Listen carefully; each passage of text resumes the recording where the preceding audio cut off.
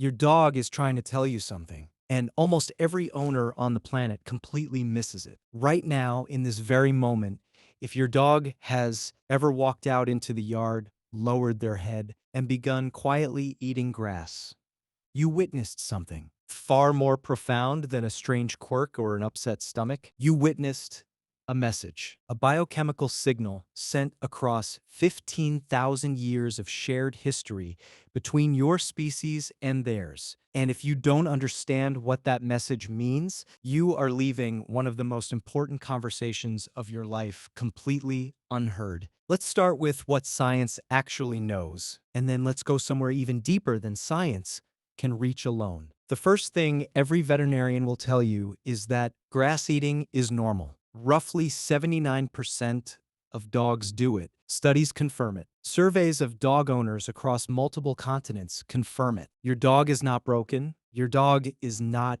sick, at least not in the way you think. But here's the part the veterinary textbook leaves out, the part that lives in the space between biology and emotion, between instinct and devotion. The reason your dog eats grass is not one single thing. It is a layered, ancient, multidimensional act that your dog's nervous system, gut, and brain are all participating in together. And when you understand all the layers, you will never look at that moment the same way again. Let's begin in the gut.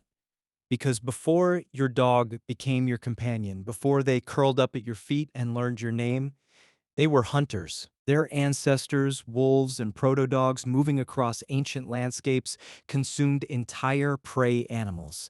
And when I say entire, I mean everything. The organs, the bones, the stomach contents of herbivores, and inside that stomach content, partially digested plant matter, grasses, leaves, root fibers.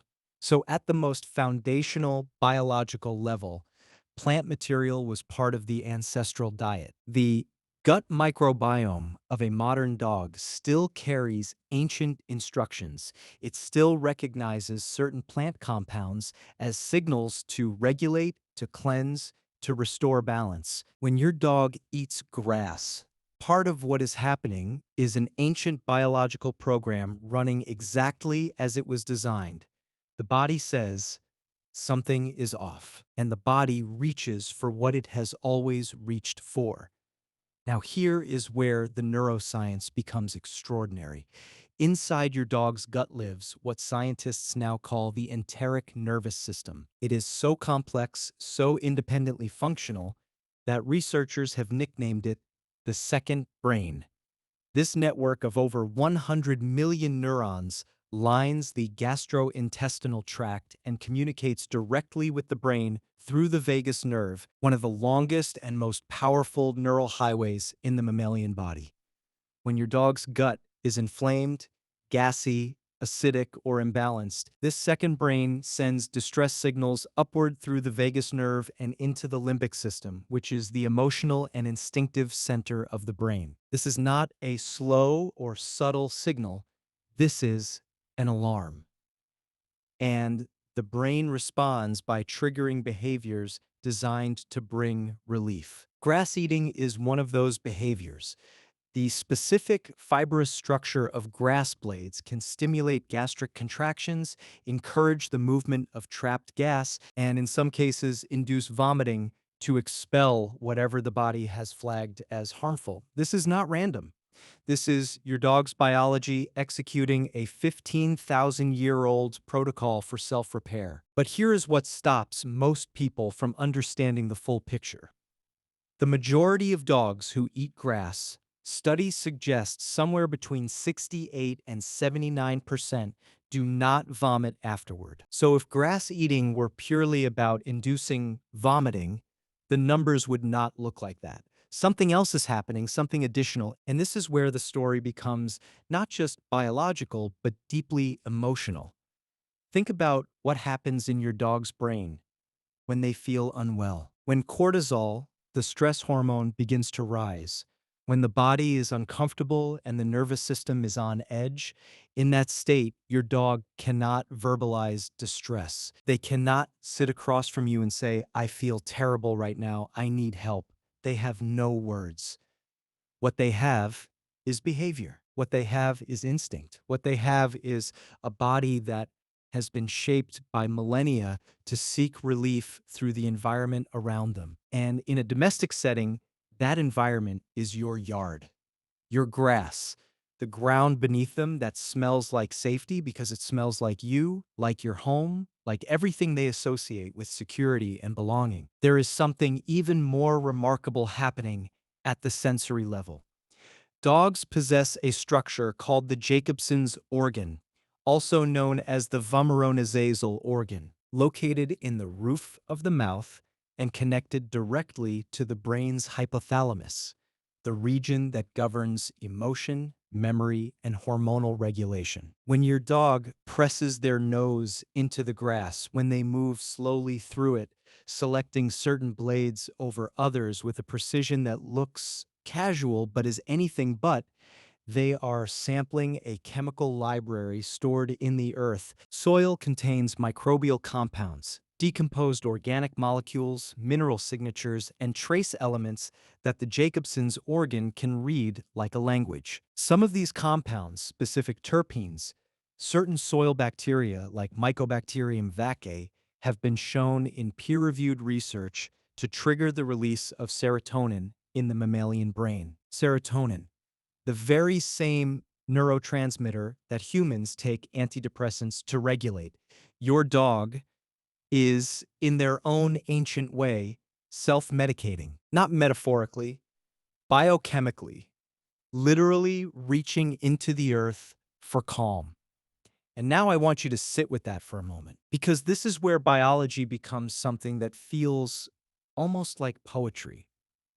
Your dog, who cannot speak your language, who cannot write down their feelings, who experiences the world through scent and sensation and the electrical language of instinct, has developed a practice, a ritual of reaching for relief when the world inside them becomes too loud, too painful, too much, and they perform this ritual in your space, in your yard, on the ground that you walk on, surrounded by your scent, because even in the act of seeking biochemical comfort from the earth, they are choosing to be near you while they do it. This isn't just instinct, this is trust made visible.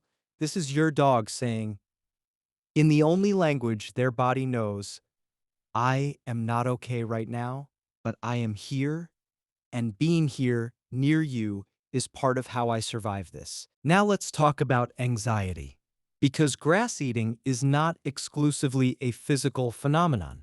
Behavioral researchers have documented what they call displacement behaviors in dogs, actions that a dog performs when they are emotionally overwhelmed, uncertain, or anxious. These are nervous system release valves, yawning when not tired, licking paws repeatedly, circling, sniffing the ground intensely, and yes, eating grass.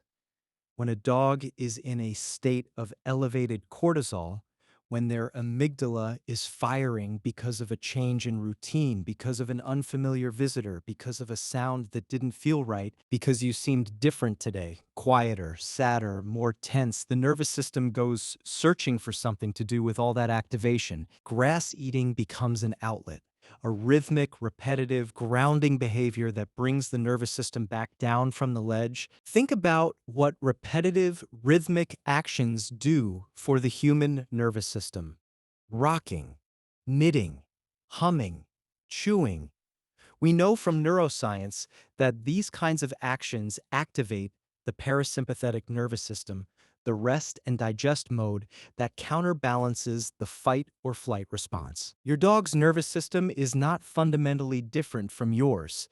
The same parasympathetic pathways exist, the same calming mechanisms are at work. When your dog moves slowly through the grass, selecting blades with their lips, chewing in that slow and deliberate way, their nervous system is doing exactly what a human's does when they take a long, slow breath. It is returning to baseline. It is finding ground.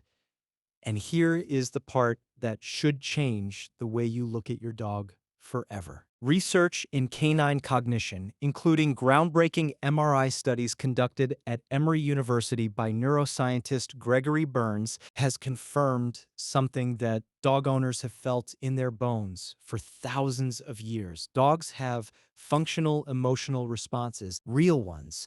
The caudate nucleus, a region deep in the dog's brain associated with positive expectation and emotional reward, lights up in MRI scans in response to their owner's scent more powerfully than in response to almost any other stimulus in their environment. Your smell alone activates the reward center of your dog's brain.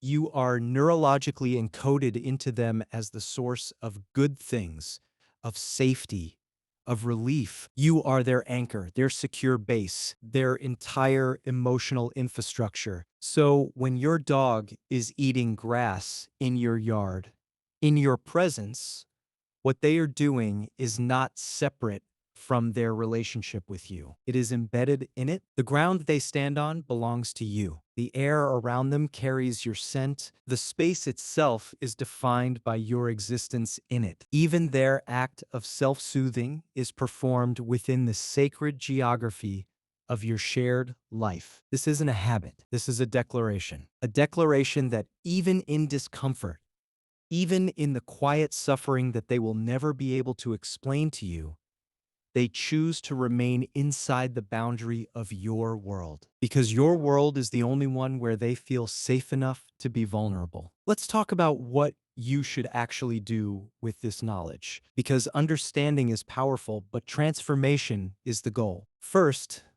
observe. Not with alarm, but with attention.